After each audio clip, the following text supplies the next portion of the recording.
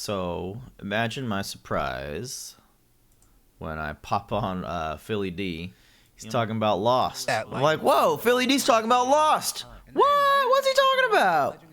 There we go. And then writers and actors from Lost are alleging that there was a toxic and racist work environment on the show's set. Yes, we're talking about that show Lost, the show that ended 13 years ago. The show I got into a fight over with one of my best friends at the time because I was like trying to convince myself that I was fine with the finale. I didn't waste all that time for a bullshit ending, but I disagree with him right there.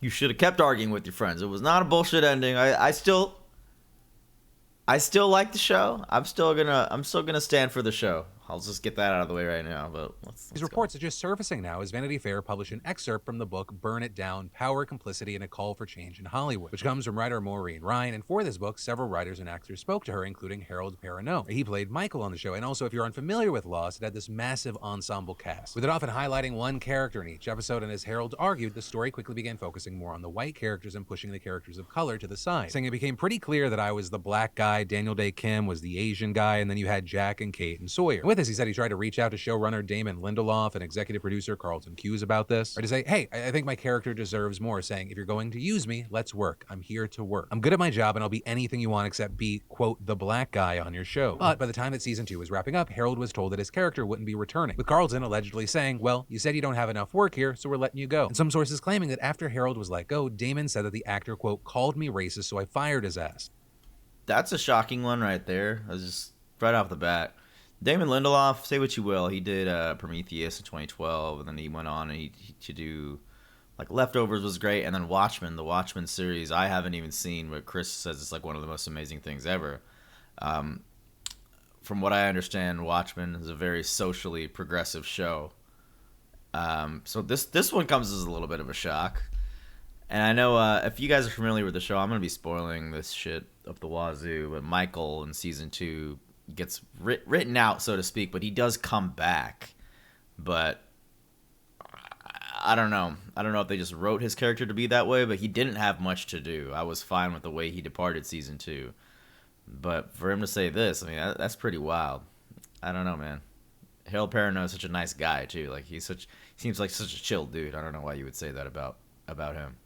And that, of course, is one of the allegations. Or there were other allegations about people from the show, like when one staffer was adopting an Asian child, one person said, quote, no grandparent wants a slanty-eyed grandchild. High-level writers would also allegedly speak fake Korean gibberish that they pretended was Korean, and then they would laugh about it. On top of that, people allegedly joked about putting a whites-only sign in the office bathrooms because the cleaning staff would use them. Now, granted, this isn't about the creators, but just some of the staff. It's pretty fucked up, man. I got some shit to say about Hollywood as a whole. You know, this was 2004 this show came out. It ended in 2010, but it's 13 to 18 years ago. Between 13 and 18 years ago, that's what Hollywood was like, or probably is still like in some corners. So, like, I don't know. I'll say a little bit more on that. So had writer Monica Osu-Breen seemingly corroborating Harold's claim, saying the show's staff really didn't like the characters of color and adding that the environment was just toxic overall, saying, I can only describe it as hazing. It was very much middle school and relentlessly cruel, and I've never heard that much racist commentary in one room in my career. And saying she had to speak up to Carlton Cuse because he was talking about writing the death of the character Mr. Echo by saying, I want to hang him from the highest tree. God, if we could only cut his dick off and shove it down his throat. So Monica said she was clearly very angry about Fuck, man. Carlton, what the fuck, dude? Really? Really, bro? Yeah. Lens mug. Really, bro? The character of Echo was definitely written off early. And I do remember reports saying that the actor wanted to be written off the show. Here's what I specifically remember. They had a 4-season arc planned for the character of Mr. Echo, and then he asked for personal reasons to be written off the show, maybe because he couldn't live in Hawaii or something like that. So I can imagine Carlton, like, they're in the writer's room. I don't know what that's like. That might be a very intimate setting. Maybe he was letting off some steam here. Maybe he was being angry and was just like, I want to cut his dick off, shove it down his throat. Regardless, when you say something like that, you got to follow it up with, like, I'm of course kidding. Like, you know, if it's said out of frustration. But it seems like this lady here who chirped back at him, she actually ends up getting fired after the season. She said, like, well, okay, be careful with the lynching imagery lest you offend. after someone says that to you in response to you saying that, that's when you say like, look, I'm clearly kidding. I'm just frustrated. But I mean, doesn't seem like he said that. Doesn't seem like he followed up with any of that. So this one is one of the most fucked things. Like, especially as someone's favorite character. A lot of people's favorite character in the show at the time. Felt like he got written off a little early, and I don't know. It's pretty rough. Oh, we're almost done here. Those remarks and said, you may want to temper the lynching imagery lest you offend. Other sources saying they felt sick that this death was being discussed in this way, and there was this gleeful sense about it. Monica also adding that after this conversation, she and her writing partner were fired from Lost. Also with all this, for their part, both Damon and Carlton did issue responses included in the book's excerpt. Regarding his treatment of Harold, Damon said he did not recall ever saying the remark about firing his ass because he said he was racist, but also adding, what can I say other than it breaks my heart that that was Harold's experience? And I'll just see that the events that you're describing happened 17 years ago, and I don't know why anybody would make that up. I mean, he's owning up to it, but he's also saying like, this happened 17 years ago. I don't know. I don't know if he's trying to excuse that as like it was a different time back then, or I was younger back then. I don't know. It feels a little bit like an excuse, but I could try to give him. I don't know. It feels a little bit like an excuse, honestly. There's no apology here, is there? He just says, what can I say? It breaks my heart. About me. With Damon even adding that Harold was right to point out that the white characters were getting better, deeper stories, and he regrets all that in hindsight. Further adding, my level of fundamental inexperience as a manager and a boss, my role as someone who was supposed to model a climate of creative danger and risk-taking, but provide safety and comfort inside of the creative process, I failed in that endeavor. And adding, I have significantly evolved and grown, and it shouldn't have had to come at the cost and the trauma of people that I heard on Lost. Carlton also said, yeah, Damon Lindelof was asked to come on this show after J.J. Abrams wrote the pilot, or they kind of broke the pilot together, and then J.J. sort of tossed him the football and was like, here you go. Damon Lindelof's level of experience was, I feel like, next to none at this point, especially for helming a show. This was his first real big role as a leader, and I'm glad to see him take some responsibility for it here.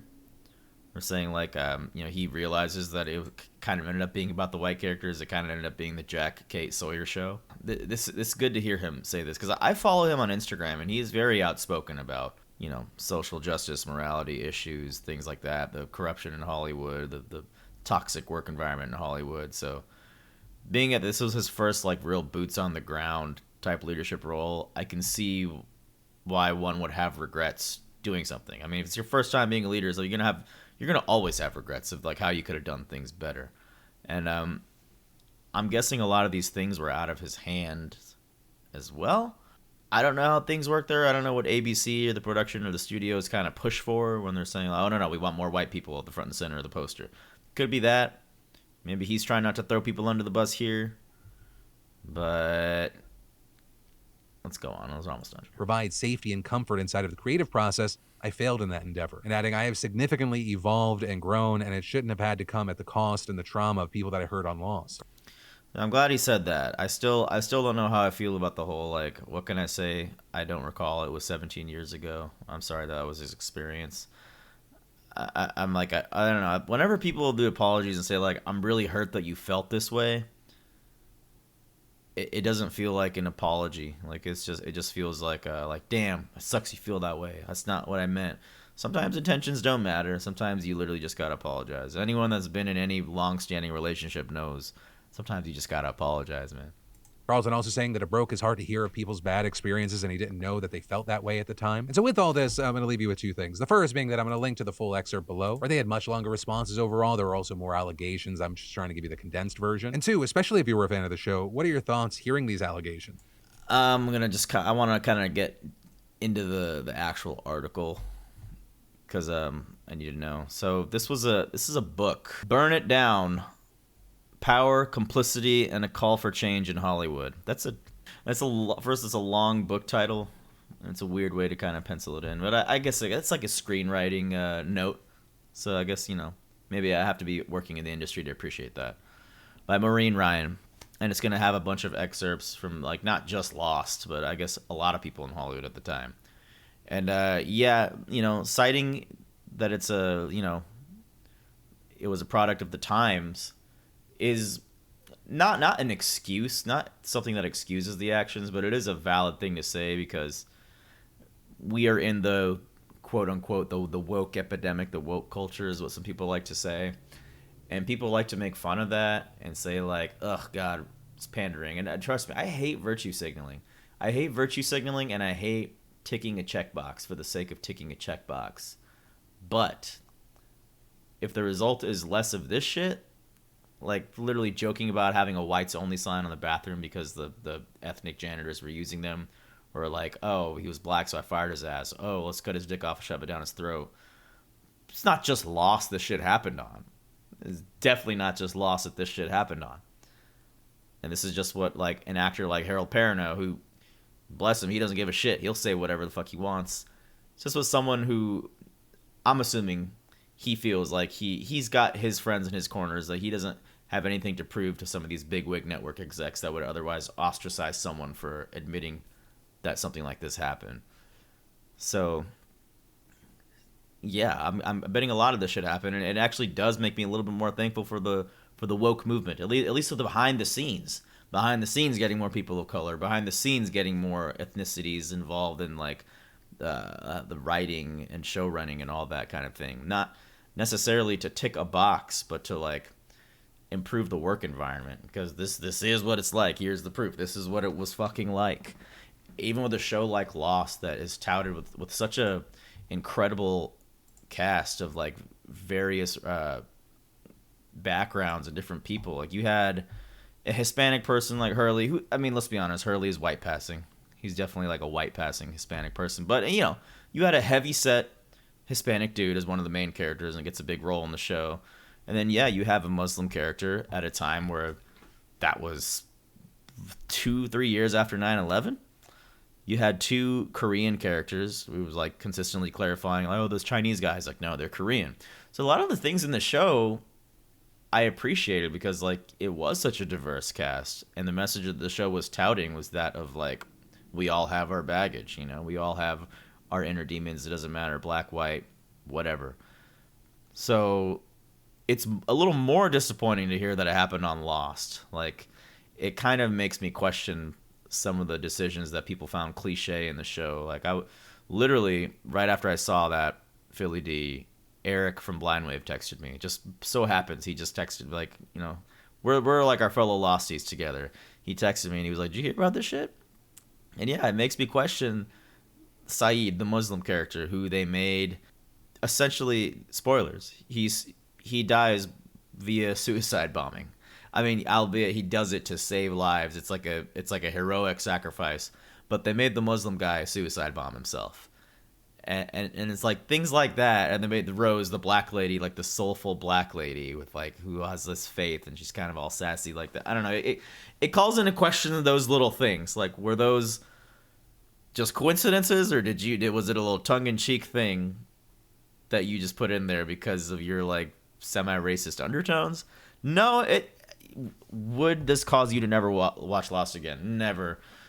I'll set it at the beginning of the stream, but this is not going to stop me from like rewatching the show or enjoying the show. Like, I imagine this is what Buffy fans felt like after the whole Joss Whedon shit came out.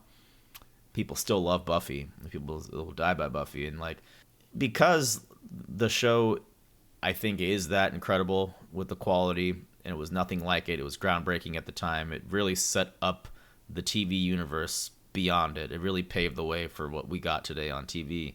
A few bad eggs aren't going to stop me from enjoying that. There's plenty of good people that worked on this show.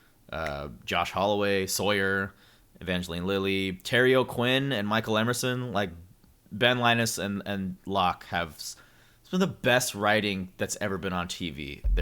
Any of their scenes together. So there's great people that worked on this. There's excellent people that worked on this. So there's no way I can just kind of bat it down and be like, I refuse to watch this. It's just very disappointing, and it makes me question things. Like I said, having the Middle Eastern character, he's a torturer. I thought that's a badass aspect of Saeed's character.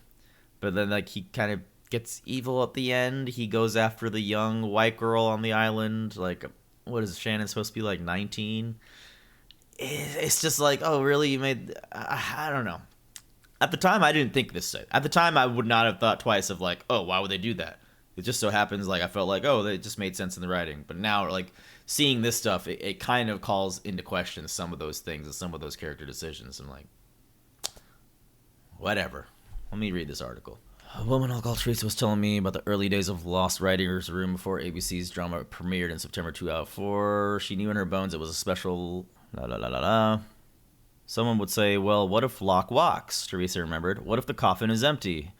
As all that was going down, literally, you got chills. So we started doing the wave in the room like, holy shit, I've never seen anything like it in my career. The miraculous creative energy. The writer's room was great. It was heaven, said a Lost veteran, I'll call Gretchen, describing... Okay, so they're replacing some names here. Describing an atmosphere in which ideas could come from anyone, regardless of rank. Sounds awesome. When it came to the highlights of that gig, the big swings, the fusing of sci-fi, mythology, adventure, and rich character building, the only thing Teresa could compare it to was seeing the original Dreamgirls on Broadway. Wow. Pilot cost $13 million. By the way, the pilot of Lost was funded by an ABC executive who was pissed off and leaving, so he greenlit the most expensive project as like a fuck you to ABC, and he greenlit Lost. Because at the time, it was the most expensive pilot. It was like, oh, fuck you, I'm going to greenlight this horribly expensive show just to fuck you guys over. And it ended up being Lost. So everything happens for a reason. Dozens of copycat dramas would never quite replicate the magic of its early seasons. Agreed. You guys remember Flash Forward?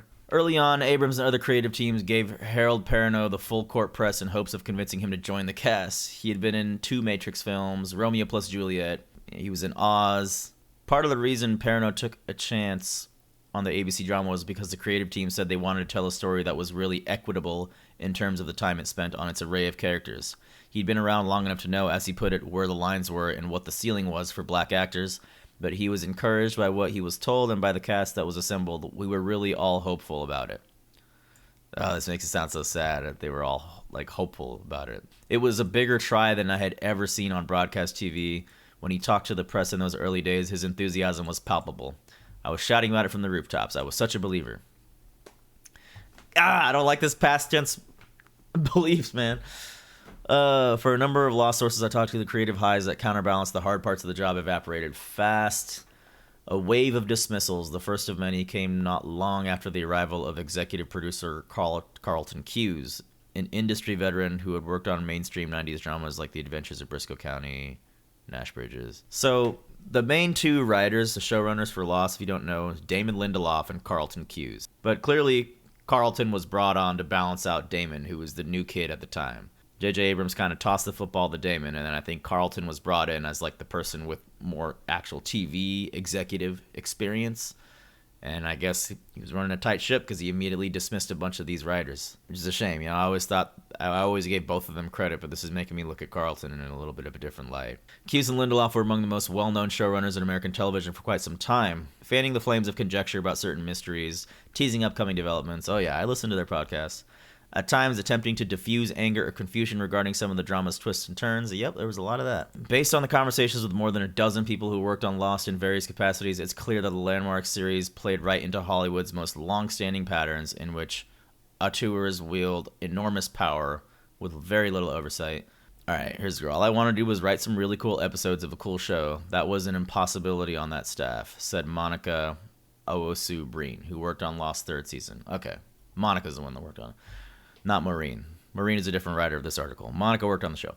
There was no way to navigate that situation. Part of it was that they really didn't like their characters of color. When you have to go home and cry for an hour before you can see your kids because you have to excise all the stress you've been holding in, you're not going to write anything good after that. Lost is still a good show. I still recommend Lost, damn it. You have to go back. On set in Hawaii, much of the cast got along really well, at least at first. A lot of us grew very close. That's the thing you heard about when the show was on air. They did flashback episodes that would focus on each character, and the actors, at least this is what was reported, the cast would go to the actor or actress's house, like whoever's flashback was on that night, and they'd have a little watch party and watch the episode together. That's at least what was told, what I heard. Maybe that's how it was at first, and then things changed, or I don't know, because they all moved to Hawaii. It was probably a fun party for all the main actors. They literally had to live in Hawaii for it. Anyway, a lot of us grew very close. The thing that kind of created a rift in the cast was money. Perrineau and Sloan told me that the cast had discussions about holding firm and asking for equal pay when salary renegotiations with ABC Studios began. According to both, promises were made to present a united front. Almost a decade later, the cast of Friends had done just that and wound up with equal pay for all 6 leads. But at Lost, the united front quickly crumbled. Ultimately, the cast ended up in a series of compensation tiers, and Perrineau and Sloan said the highest tier was occupied solely by white actors. An actor I'll call Sloan. Okay, so I wonder who Sloan is. I'm betting Sloan is Daniel Day Kim, because Daniel Day Kim and Harold Perrineau, very close friends, IRL. And Daniel Day Kim is going to be playing Firelord Ozai in Avatar. He's still getting roles in Hollywood. He probably does not want to have his name be known. I will say about this, yeah, it sucks the white actors were paid more, but also you kind of can't control what characters the fans are going to like fucking love, right? Yeah, it would be great if they all had equal pay, but then that would acute to all of them having equally excellent screen time and writing for those characters. I don't know. I'm not sure.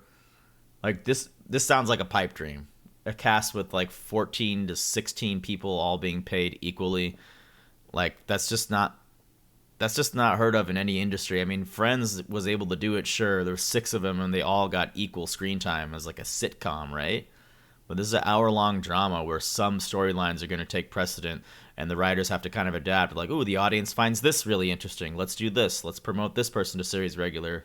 I don't know how it works, but I feel like that's a pipe dream to imagine that you could all be paid equally throughout. And I'll say there's no way that was going to happen. And I don't think there's any way that happens on any show. Maybe that's like conservative of me to believe in that. But like some characters are just going to do better than others, dude. People love Sawyer. Like I count down from 3. Say, who's your favorite Lost character? Me and Chris were hanging out with some friends out in the bar. We're like, all right, best Lost character. Everyone just shouted on 3. 1, 2, 3. Everyone yelled Sawyer. Some characters just, luck would have it, they just happen to be getting written better. And if people are flocking to the show, flock for lock, people are flocking to see a specific character, then that actor or actress also deserves to be compensated fairly if the brunt of the work is being put on them for their performances. Like I said, this is a nice idea, but I don't know. Maybe it's like the capitalist American in me. It feels like that's a pipe dream to imagine that you all would be paid equally throughout the fucking entirety of the show, dude. Anyway, it's a reasonable thing. Okay, they tried and it faltered. That affected relationships, Sloan said. I'm going to call him Jin. Daniel Day Kim. Actor had no relationship with Hughes, who Sloan believed didn't seem to think much of me, at least during a work-related conversation. Hughes never berated Sloan to the point of tears for being ungrateful, which happened to another Lost actress Sloan knew. Oof, that sounds like some Joss Whedon shit. Oof, Hughes berated an actor or actress to tears. All right. New information. I'm getting this new, guys. I have not read this article yet, so I'm sorry. You're seeing me just reading. As the 25-episode first season progressed, Perrineau noticed that a few of his castmates got the majority of the storytelling attention. It became pretty clear that I was the black guy, Daniel Day Kim was the Asian guy, and then you had Jack, Kate, and Sawyer, all of whom who had good deal of screen time, as did Terry O'Quinn and Locke. Indeed, a writer I spoke to who worked on Lost during the middle of its run said that the writing staff was told repeatedly who the hero characters were. Locke, Jack, Kate, and Sawyer, all of whom were white. It's not that they didn't write stories for Saeed, an Iraqi character, or Sun and Jin. The sources added. Still, they recalled comments like, nobody cares about these other characters, just give them a few scenes on another beach. Oh, that sucks. The reason Lost is so good is because of its diverse cast. And I really hate that they're treated like second fiddle. But I mean, it's not hard to believe because a lot of shows were like that at the time. That's just how it was. I'm not excusing the behavior. I'm just saying that's just how it was. And like, it's probably something I noticed at the time. Like, oh, they're just like kind of shoving Jin and Sun to the side. Like Jin and Sun, amazing characters. I thought they had a lot of depth. Season 1 is by far one of the best seasons of the entire show. Season 1, I think, services all the characters pretty well. Maybe not Michael as much. I mean, they all had layers to them in season 1. By season 3 or 4, I think they kind of ran out of gas on what to do with Sun and Jin, and then the last 2 seasons just became about Sun and Jin reuniting. We're apart. Let's get together. The whole thing was them reuniting. And then when they finally reunited, they were killed off, along with Saeed. 3 minorities were killed off in one single episode. The Candidate, season 6, episode 14. That was like a joke at the time. People were saying like, "Man, they killed all the minorities." And then you had some people be like, "Well, Hugo is he's a Latin character." And I'm like, "Okay, yes, Hugo is Hispanic, but he's white passing." To ensure that his colleague would understand that this observation was not just actor jealousy rearing its head, Perrineau pointed out the storyline disparities to a Lost producer on set in a fairly mild way. He told me, he said, "I don't have to be the first. I don't have to have the most episodes, but I'd like to be in the mix. But it seems like this is now a story about Jack and Kate and Sawyer." You know, I gotta hand it to Harold Perrineau. Like, this dude's a G. He is not afraid to just go up to people on set, no matter what the cost might be. And who knows, maybe Michael was written the way he was written because they were pissed that he was asking these questions. What? But he came back, right? He came back and blew up on a fucking freighter. You have to wonder these things. This is just how audiences...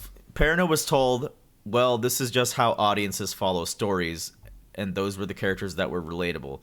100% not true, being I'm Indian and I fucking loved this show. I loved Saeed's character. I thought Saeed was one of the most fucking badass characters. Some of my favorite episodes in the show are the Saeed episodes. So yeah, I was a little upset with what happened to that character too. He just kind of...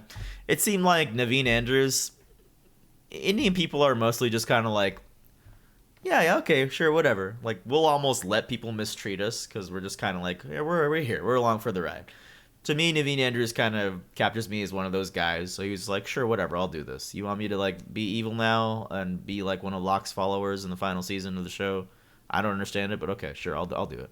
It feels like he just kind of stuck it out and didn't talk back to the writers. But who knows, you know, this is my conjecture. Yeah, what happened to Saeed was pretty lame. Urban Rogers, just read the news, pretty disappointing, especially because I always felt the message of the show was about cooperation and support from people of different backgrounds. I still love this message, though, even if I'm upset at the behind-the-scenes stuff. I'm going to take the good teachings I got from Lost as much as I can. I kind of feel the same about Harry Potter. I still love the franchise and the characters despite my dislike of JK as a person. That's the beautiful thing about storytelling, is they can come from assholes. They can come from hateful bitches, spiteful people. But if the story pushes through and touches your heart in a way, I don't think there's anything wrong with enjoying that and rewatching that or rereading it. I mean, there's an argument to be made about the J.K. Rowling shit. She like funds anti-LGBTQ movements. I still think you should be allowed to like Harry Potter. You should be allowed to like Buffy, despite Whedon being a dick. And yeah, I'm not gonna like stop watching Lost. I'm not gonna like reverse the lessons I got from it. But upon subsequent rewatches, I am gonna be like, there's a scene of Sun and Jin on like the second beach, and when they say random beach, by the way, me and Corey went to Hawaii a couple years back, and we visited all the Lost film sites. When they say they went to a random beach, they mean not the main Survivor beach where like the fuselage was and everything. There was some shoots that just took place on like a random secondary location. I assume some of the actors and actresses that they didn't need for that day were just like, oh, let's just film them real quick over here. It's kind of annoying, man. I don't know. Yeah, Jack, Sawyer, and Locke were very interesting. Kate was a conduit for the love triangle. Kate was very poorly written as well. I'll just fucking say it. Like, upon a rewatch, I tolerated her a little bit more, but she still was just kind of a vessel to drive the fucking love triangle literally till the last episode. Like, she did have nuances to her, and she was given screen time and things to do. I think Evangeline is a talented actress, but yeah.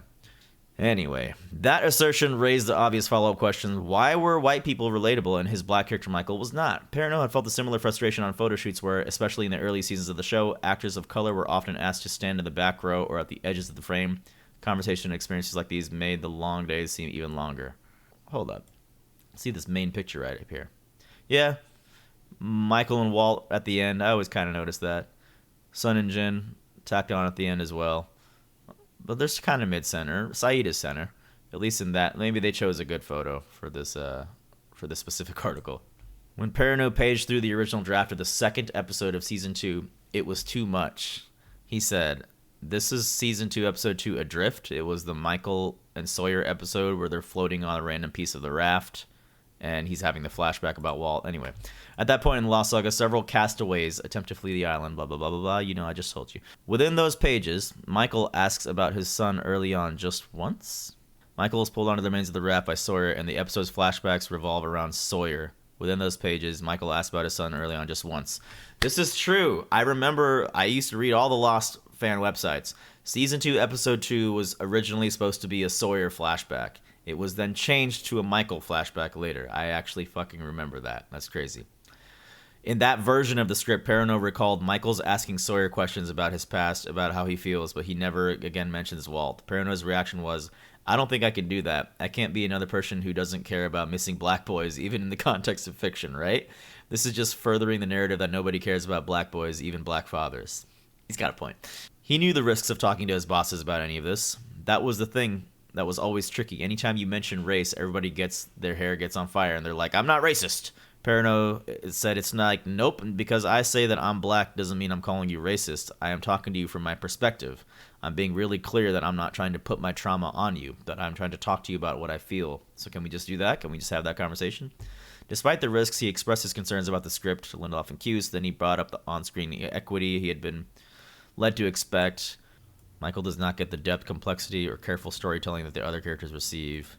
If you're going to use me, let's work. I'm here to work. I'm good at my job, and I'll do anything you want except be the black guy on your show. He's a good actor, honestly. Could have been utilized more. He said Cuse and Lindelof told him that the episode was not about his character. Cool, it's not about me. I'm not making it about me. I just can't have this father not care about his son. Could we put in some more lines that the show cares about his son? They didn't. I ad-libbed some lines. I didn't give a shit at that point. Weeks later, he got a revised script. The flashbacks were now about Michael's pre-island life. Perrineau had 2 days to shoot those scenes, as opposed to the several days devoted to the Sawyer flashbacks.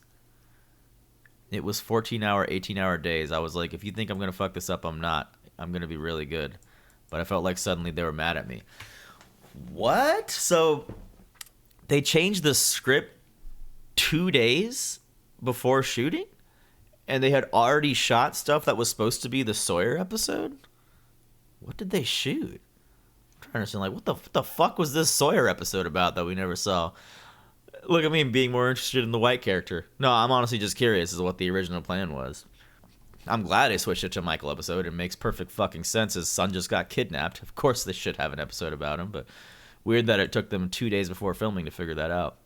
As it turned out, soon enough, the problems Perrineau had with the script, the writing for his character were no longer issues he had to contend with. A couple of weeks before shooting began on the second season finale, Cuse told him that his character would not be returning.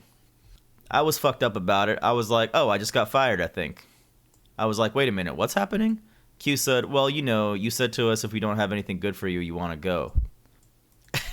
I was just asking for equal depth. I feel like I remember Cuse saying something like that on a podcast, too. Well, you said you don't have enough work here, so we're letting you go. I observed that the response seemed to indicate royal displeasure. Perrineau agreed. It was all very much, how dare you. When he exited the core Lost narrative for good, he gave an interview to a reporter who he said quoted him fairly and accurately about various topics. She asked me something, and I said, I don't remember exactly the quote, but I'm going to give you a roundabout version of it. I said, you know me, for me, as a black person, the idea that Walt winds up living with his grandmother and not living with his father, that feels like one of those cliches. Black kids who have been raised by their grandparents because neither of their parents are around for them. I would have liked to have seen something a little better happen, but that's not the way it went down. Damn, that is what happened. I didn't even think about it from that perspective until he said that. The black father wasn't there for his black son. The best Mercutio as far as I'm concerned. Damn right, Romeo plus Juliet, baby. They did make the whole black father trope, man. And the fucking Muslim guy blows himself up and gets with the 19, 18-year-old, whoever. And, anyway. Try not to think about it too much, man. In that 2008 interview, the reporter asked if Perrineau was disappointed that Michael and Walt didn't reconnect before his character left the show. Listen, if I'm being really candid, there are all these questions about how they respond to black people on the show. Saeed gets to meet Nadia again, and Desmond and Penny hook up again. But a little black boy and his father hooking up, that wasn't interesting? Instead, Walt just winds up being another fatherless child. It plays into a really big, weird stereotype, and being a black person myself, that wasn't so interesting. Yeah, at least one scene with Michael and Walt would have been fine. I always chalked it up to like, well, this is what Cuse and Lindelof would say is Malcolm David Kelly, the actor who plays Walt, is just growing too much, and we can't have a scene that would make any sense. In my opinion, you could have.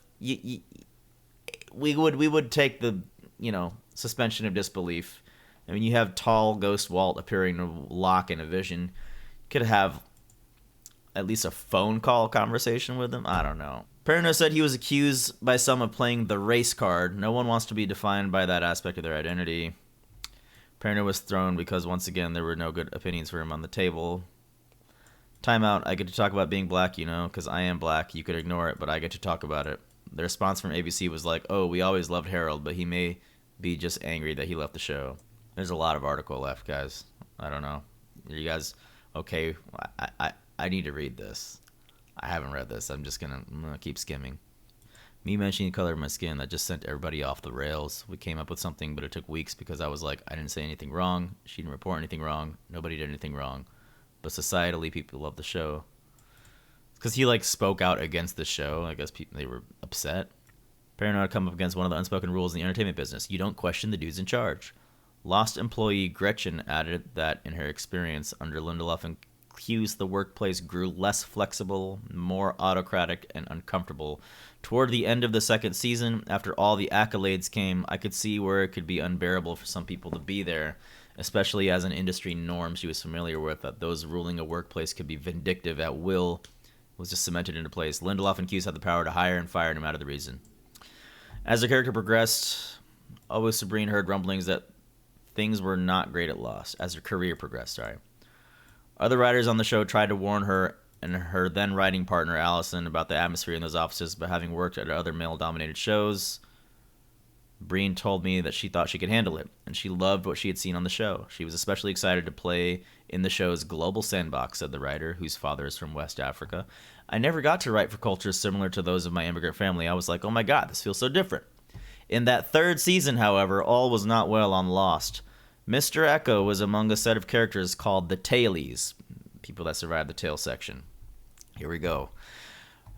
The Tailies, man, all of them were killed off. Every single one of the tail section people was killed off except for fucking Bernard. The white guy.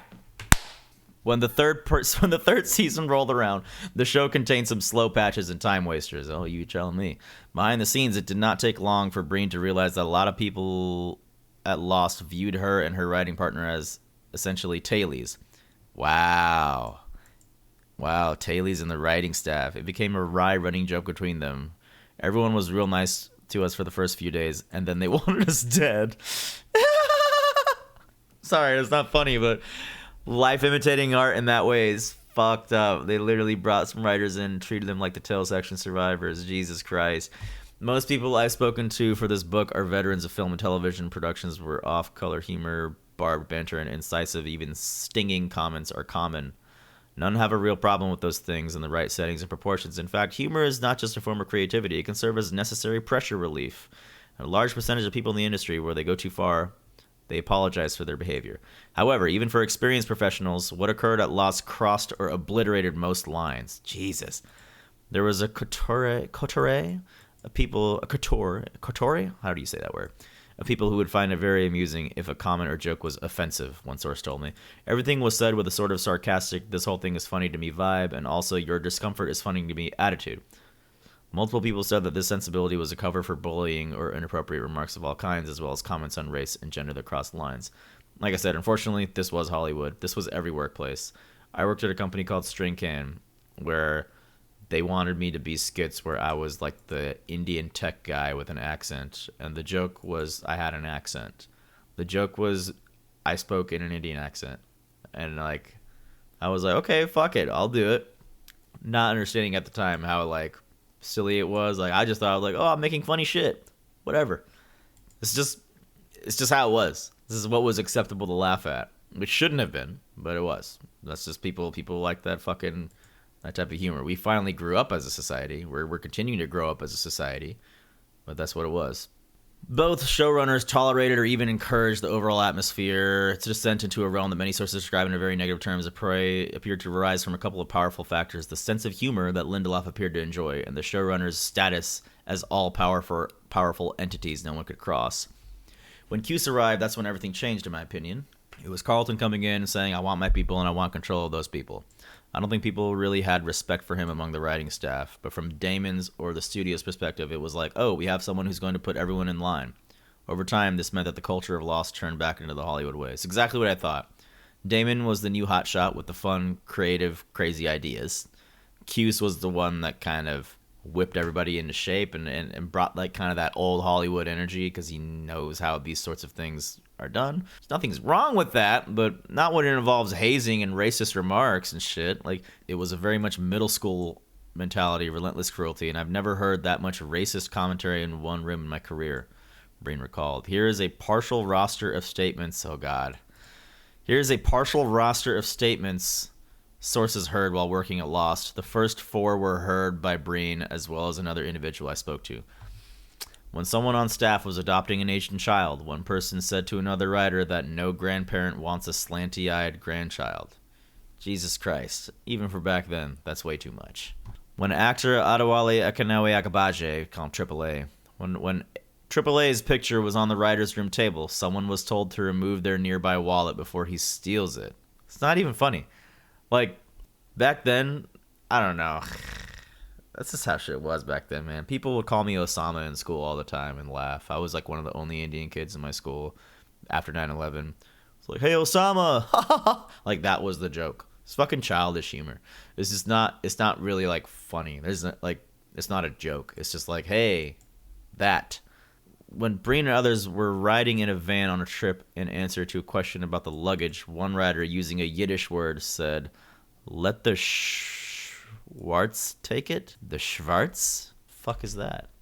Schwartz was used through the 1960s and even later by the older generation to refer specifically to a black housekeeper or servant.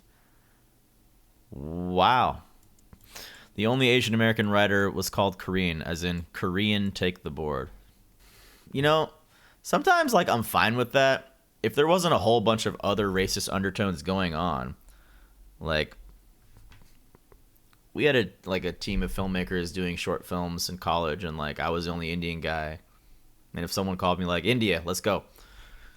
That's fine. That's part of my heritage. It's part of who I am. But, like, Indian? I don't know. Korean? Like, if they were like, dot head, go. It's a little bit different. But if there wasn't, like, hateful, spiteful, racist undertones, I wouldn't be opposed to, like, nicknames that kind of call out your race. Obviously, we're more than what we are, but that's just me personally. Thinking, like, if I don't feel the hate behind it. But obviously, that's a different story about behind the scenes over here. When a woman entered the writer's room carrying a binder, 2 sources said a male writer asked her what it was. She said it was the HR manual for the studio, and he responded, "Why don't you take off your top and tell us about it?" Y'all know the story with a Desmond's actor, right? Henry Ian Cusick motorboated a set hand's titties, grabbed her ass, and then kissed her on the lips without her consent. And that's why he wasn't on the show during season 5 and came back late in season 6. Yeah, that happened too, in case you didn't know. I don't know how you do that, like, fucking trifecta of sexual assault, by the way. Like, literally, the article said, I'm not going to pull it up, but it was, he motorboated her titties, kissed her on the lips, and smacked her ass. Like, how the fuck do you do the triforce of sexual assault like that and no one says anything? I want to make sure I'm not making shit up.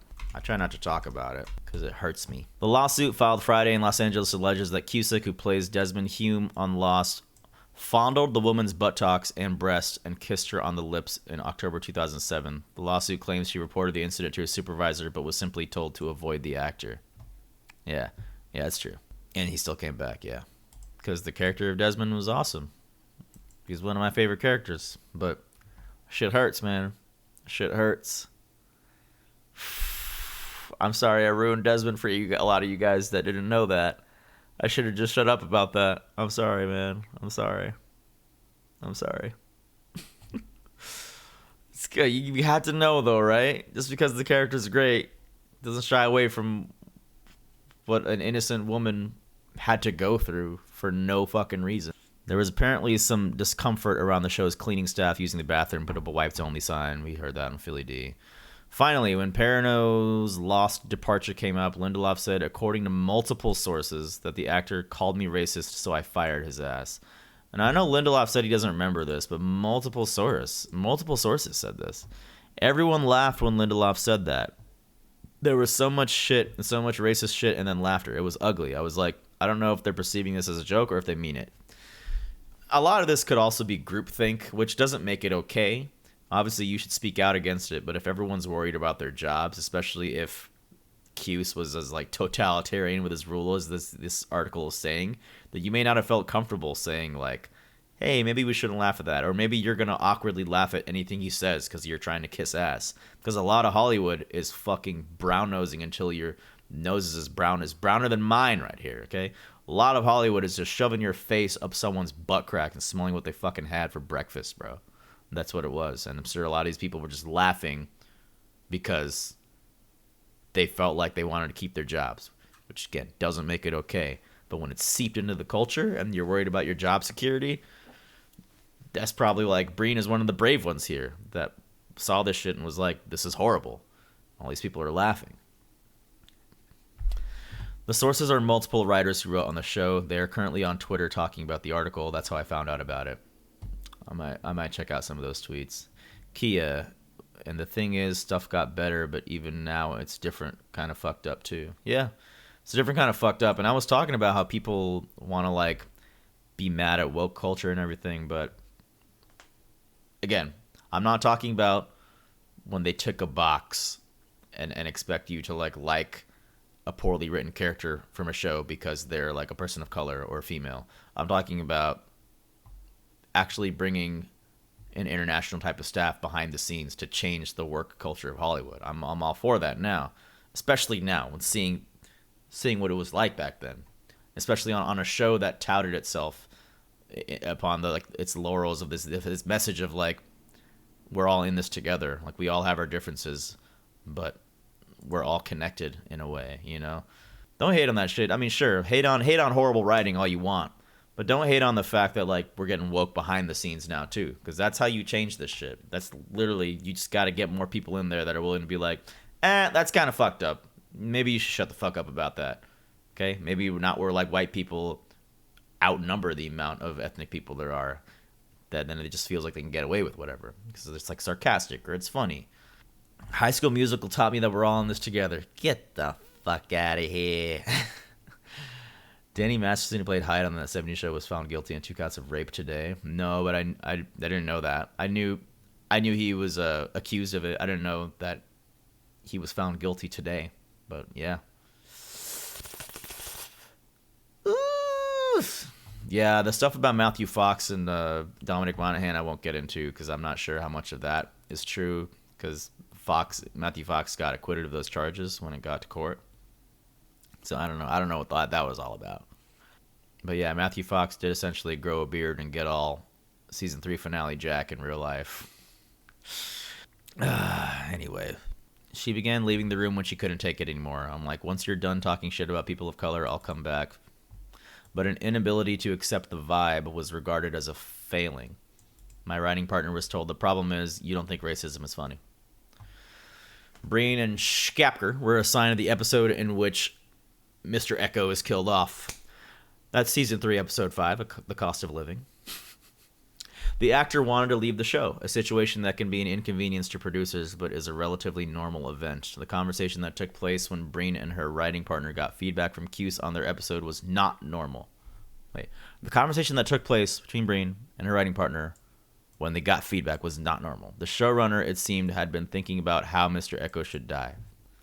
What? Carlton said something to the effect of, I want to hang him from the highest tree. God, if we could only cut his dick off and shove it down his throat. It's still hard to read that. At which point I said, you may want to temper the lynching imagery lest you offend, and I was clearly angry. Another person who was present also recalled Cuse offering violent imagery of Echo's death in the trees in a way that immediately made me think of lynching. This person said they definitely heard the remark about the character's genitals, but does not recall if Cuse said it or if it was said by another Lost writer when the staff discussed the episode. Okay, so it what's saying here is it could have been someone else, and Breen might just be misremembering what some other staff member might have said. I talked about this earlier, but they had a 4-season arc planned for Mr. Echo, and he asked to be written off the show. So there was probably some anger in the writers' room regarding like how to now shift this character. So maybe this was due to a little resentment and anger. But after reading this whole article, it just seems like the same old racist bullshit. It's possible Breen observed that in the moment Cuse was trying to think up a painful death for the character and did not intentionally bring up imagery that evoked lynching, but that in itself could serve as an indicator of just how damaging and toxic the Lost culture was. Racist, sexist, and insensitive remarks were made so casually and so frequently by so many. It would not surprise her if Cuse brought that up offhandedly and then forgot he said it. No one had the ability to call them on this stuff. It's terrible to this day that they get credit for any kind of racial sensitivity or inclusion. It sucks to be a person of color in rooms like that. Ugh. It hurts. All this is daggers to my heart, ladies and gentlemen. I don't know if you know this, but all this, like little tiny daggers in my back, man. I really felt sick at the thought of a black actor who was giving a performance of real power and stature being discussed in this way. Mr. Echo was a badass character, man. Mr. Echo was a fan favorite from the start. So I don't know why they would speak so callously about him in this way.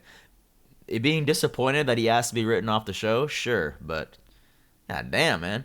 Makes you think, like, could you really not get him for the series finale? Y'all got Libby and Ana Lucia for the final season. 2 people that got DUIs, and there was some weirdness there about their firing with the DUIs and everything. But could you really not get Mr. Echo back? Especially for the final scene that takes place in a church. Kind of would have been perfect, but no, his death was kind of whatever. How Echo's death appeared on screen...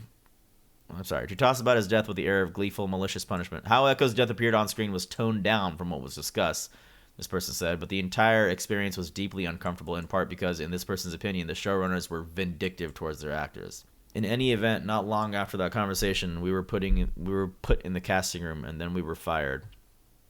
She and her writing partner were told by showrunners, "You don't fit," you told me. You know, now I seem to recall Naveen Andrews, the actor who played Saeed, I seem to recall him saying in some interviews while the show was out, where people were talking about, like, what's it like to be on a show where you can be killed off? He didn't call out the writers, but he was saying, like, I hate it. I hate that any one of us can lose our jobs at any moment for any reason. And, you know, maybe that was his way of, like, trying to speak out without saying anything bad about the creators. Breen has been a showrunner herself, and she knows what the pressure cooker is like. It brings out the worst in you. The person I was in my first showrunning gig is not the person I am now. I have apologized to people because the stress is hard. But this was racism. I don't know. That doesn't feel like the kind of thing that happens just when you're stressed. There was a lot of blood sport aspect to how that room functioned. Breen said her choices on Lost consisted of I become a dick and start making jokes at people's expense, or I'm the humorless fuck who no one could have fun around. It's terrible. I was so happy to be fired. The environment on Lost drove Javier Grillo Monovich to quit the show after its 2nd season. He wrote some very good episodes. He was the only person from the show's original nucleus of writers still in the writer's room in season 2. Despite the show's massive success, Grillo Monovich had reached its limit. He told me the writer's room was a predatory ecosystem with its own carnivorous megafauna. What the fuck? If y'all don't know, I remember reading interviews when this guy came off, because he was one of the core original writers from the pilot that was still on the show.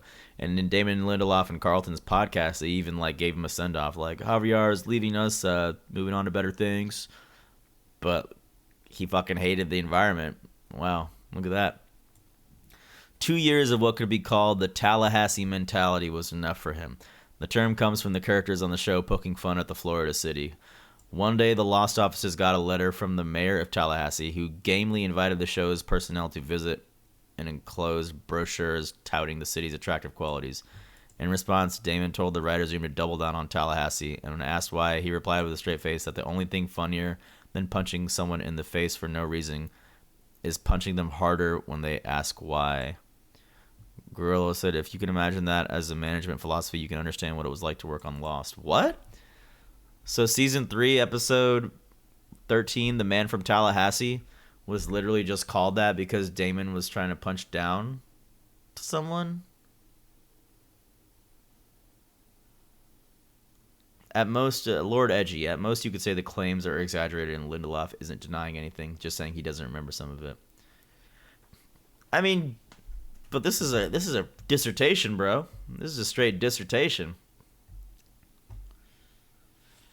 Damon once said, "I don't trust any writer who isn't miserable because that tells you they don't care." You don't want to have to go to the bathroom and redo your eyeliner. If you cry at work, you don't want people to see that you've been crying. Jesus.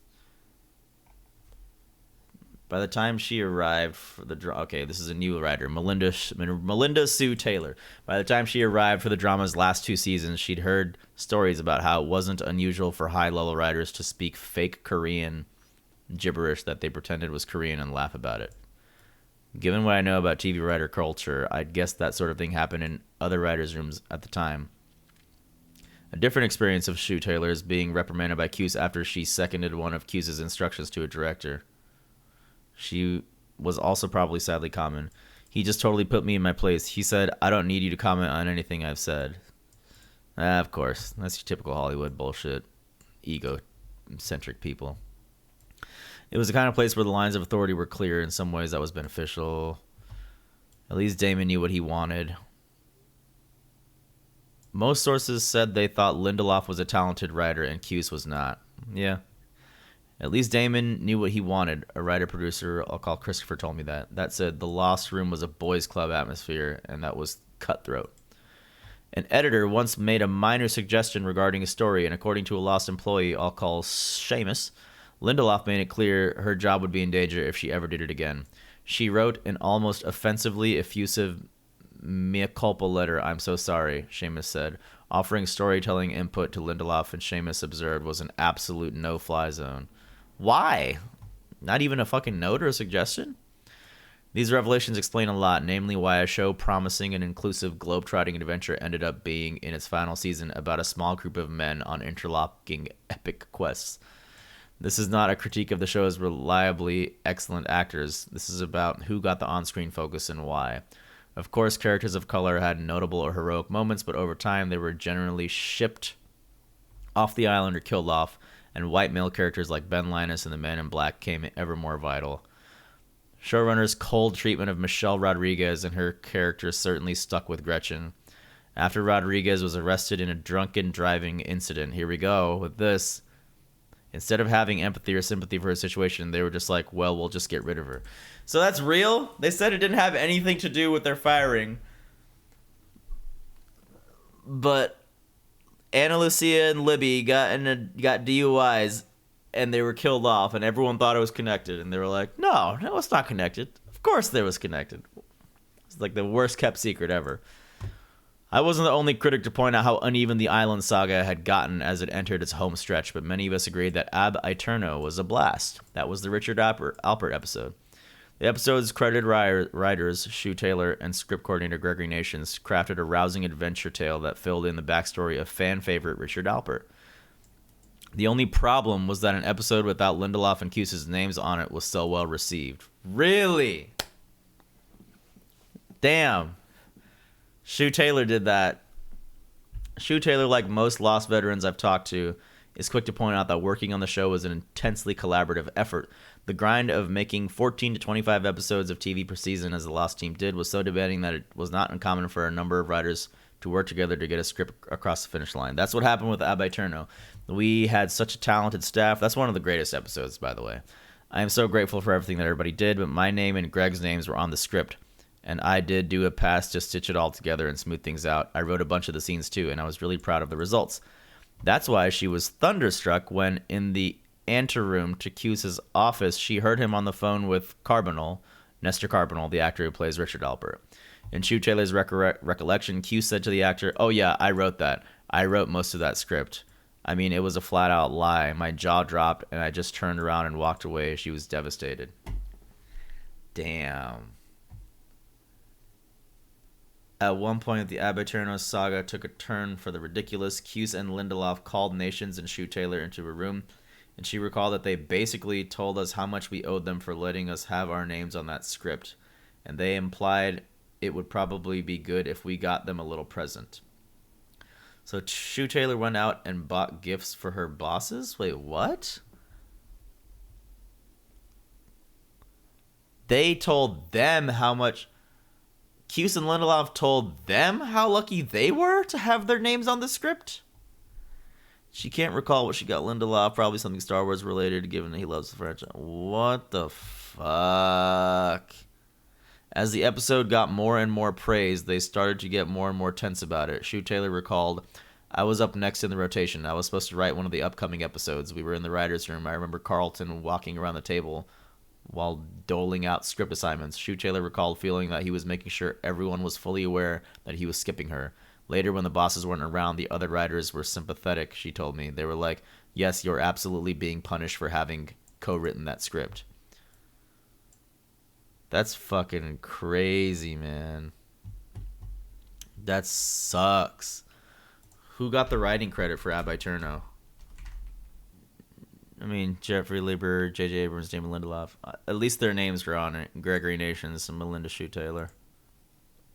When Bree and her writing partner joined the ABC drama Brothers and Sisters, they were required to attend a seminar on avoiding and preventing racial and sexual harassment. What? They went up to the people who were in the seminar and said, have you done this on Lost? Because they actually need to be reminded of all this. They just walked away from us like that meme of Homer Simpson disappearing into the bush. They were walking backward like, no, we haven't done that yet. We're going to. You could tell everyone knew it was a toxic work environment, but it was a huge hit. Oh, what a shame. What a fucking shame. After they were fired from Lost, they had one other deeply surreal experience connected to the show. We were taken out to lunch by executives and told there was no racism. It was just bullying. It was fascinating to me because what do you think racism is? We were discriminated against on the daily, but maybe they just didn't like our writing, but it's hard to tell if you're discriminated against on the daily. It's very easy to think, well, it can't have been that bad or someone would have done something. It was that bad and no one did anything because retribution was a constant and looming presence. Why dredge all this up years later? Because working on Lost harmed a lot of people and some are still dealing with the after effects of that personal and professional damage. It's the sort of place where the voices still ring in your head even now. You don't know you're in an abusive relationship until you're no longer in the relationship. Another reason to go into all this is because, well, Lost is still around. Thanks to the streaming revolution, the shows of the golden age are available with a click or two. Guys, there's a Lost documentary being made, set to release next year, that's supposed to dive in, like, behind the scenes of, like, the crazy phenomenon that was the show. And now I don't know how that documentary is going to air without bringing this shit up. You have to address this shit now. That documentary is going to have to, like, change its whole meaning now, I guess. I don't know. Change its whole theme, its whole purpose. The tendency to engage in hero worship of geniuses is very much alive and well. If we don't question the more damaging aspects of our conception of a genius, we are doomed to repeat the past ad nauseum and will get shittier entertainment. Is it just that geniuses are shitty people? Like, Joss Whedon has written some incredible Buffy episodes, but he's a dick. So are people just dicks? Are people that are really good at writing like things that people like to see, are they just dickheads? Is that just how they are? Can we exist in a place where dickheads can actually... I'm sorry for the crinkling. So then, like, how do we excuse the behavior? How do we harness the talent of dickheads and psychopaths to where we can still get entertaining television, but they don't treat people like shit? You need to be a dick to get to the top. The article actually talks about that point later. Okay. What remains a foundational pillar of the industry is the fact that those responsible for huge hits often get enormous passes regarding their actions, attitudes, and management cycles. That's what I saw in the business around me, and so I was like, okay, as long as there are one or two writers who don't look and think exactly like me, then I'm okay. I came to learn that was even worse. For those specific individuals, forget about the ethnics or the morality involved around the decision, but just talking about the human effect of being the only woman or the only person of color and how you were treated and othered. I was a part of that, 1,000%. He used the word othered. It's part of the philosophy of Lost, man. It's part of the reason why the others were called the others, because you shouldn't ostracize people. You shouldn't think about them and us. It's the concept of the other is such a huge thing in the show, and you fucking did that. That's crazy. I know you weren't experienced, so like I can't fault you too much because this is how the industry was, but To think on this show, its own lessons were just being bastardized behind the scenes. Wild. Talked to Lindelof a second time, shared additional allegations I'd heard, many of which touched more deeply on matters of race and gender. That's the whole what can I say, breaks my heart, it happened 17 years ago. Lindelof said the rapid growth spurt of Malcolm David Kelly, the actor who played Walt, factored into the showrunners thinking about what to do with both characters. Yeah, that's what they said. High degree of insensitivity towards all the issues that you mentioned as it relates to Harold. Lindelof added that by the second season, every single actor had expressed some degree of disappointment that they weren't being used enough. That was kind of part and parcel for an ensemble show, but obviously there was a disproportionate amount of focus on Jack and Kate and Locke and Sawyer, the white characters. What did Hughes say? I want to know what fucking Carlton bitch-ass Hughes said. I feel like I'm way more pissed at Carlton Hughes than I am at Damon Lindelof. Damon Lindelof is like the rookie that abided by it. It was his first hit show. What are you going to do in that situation? A lot of us may have made the same bad decisions that he did. Again, I'm not excusing it. But Carlton Hughes coming in with that old fucking small dick Hollywood energy, man. For his part, Hughes said he was not present for, nor did he hear the litany of offensive comments that I brought up. I deeply regret that anyone at Lost would have to hear them. They are highly insensitive, inappropriate, and offensive. We did not know how to solve this problem other than to resolve Michael's story at the end of season 2. Hughes also said that he never discussed matters touching on race at any time with Perrineau and that race had nothing to do with the character's storyline. I do not believe he is in any way personally to blame for the way his role changed. Hughes disputed that Perrineau was fired. He said the actor was bumped down to recurring status, but that does not line up with Perrineau's recollections. The actor said after season 2 he was released from his Lost contract and took other jobs. As the opening credits show, he was not part of season 3 at all. Yeah. Perrineau did appear in several episodes of the strike-shortened 4th season, and he also appeared once in the final season. Okay, this is the response Hughes said about the Echo dick in the throat thing. I never ever made that statement above, and this exchange never happened. To further add to this lie and suggest that someone was fired as a result of a statement that I never made is completely false. That's what he said. Maybe. One of the sources did say he could misremember it, and it was a random staff member that could have said it. So some of these accusations could be blown out of proportion. For the most part, it was a toxic ass work environment. That's all I gathered from this. At the end of the day, it was toxic AF, all right? I kept a running list of words sources used to describe the show's work atmosphere. Cruel, brutal, destructive, racist, sexist, bullying, angry, abusive, hostile. I did not know people were feeling that way. No one ever complained to me, nor am I aware that anybody complained to ABC Studios. Yeah, because when they fucking complained to you, you'd have them fired, or you'd ostracize them. You fucking built a culture to make sure nobody complained to you. And when they did, they were seen as the buzzkill. It's my understanding that there were several tiers of compensation among actors on Lost, and then after negotiation during the show's run, white actors were in top compensation tiers. Why was that? Ultimately, those decisions were made by ABC Studios. Okay. Yeah, I guess he's right there. It's not like the showrunners have control of who gets paid more. Regardless of our level of rewriting on Ab Aeterno, we never sought credit for our work on the episode. Sure. I'm skipping over the part where they're responding, which I feel bad, but essentially they're saying, like, they're sorry. They don't know why, like, people feel this way. Some of the stuff is absurd. Some of the stuff is, oh, I was inexperienced. It was 17 years ago. I'm so sad that people feel this way.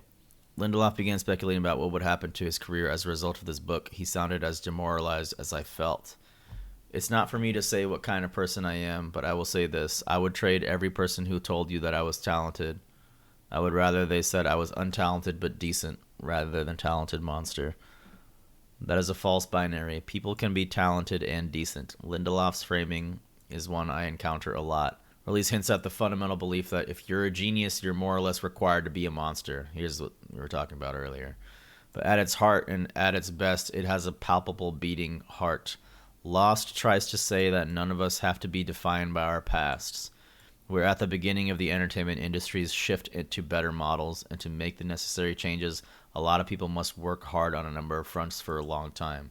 But what choice do we have? As the Lost saying goes, live together, die alone. Damn! Oh. You don't have to be a monster to be a genius. You don't have to be a genius to be a monster either.